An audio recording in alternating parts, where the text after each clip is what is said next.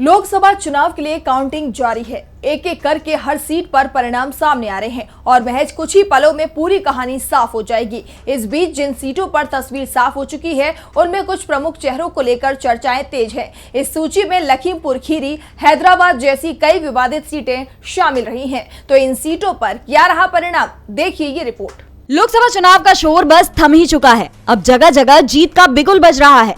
इस बीच सबकी निगाहें कुछ प्रमुख चर्चित सीटों पर लगी रही, जिसमें पहला नाम था प्रज्वल रेवन्ना का।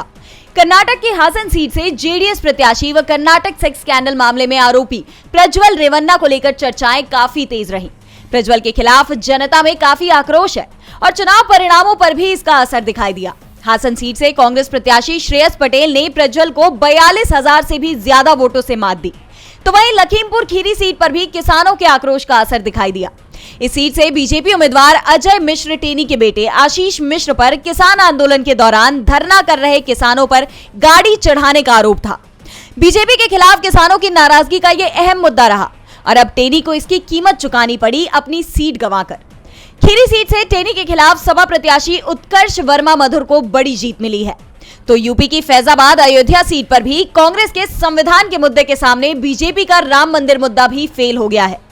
400 सीट को लेकर संविधान बदलने का दावा करने वाले बीजेपी प्रत्याशी लल्लू सिंह को भी जनता ने नकार दिया है।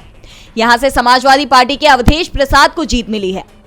तो मुस्लिमों पर विवादित बयान को लेकर चर्चे में रही नवनीत राणा भी महाराष्ट्र की अमरावती सीट पर कमल नहीं खिला पाई।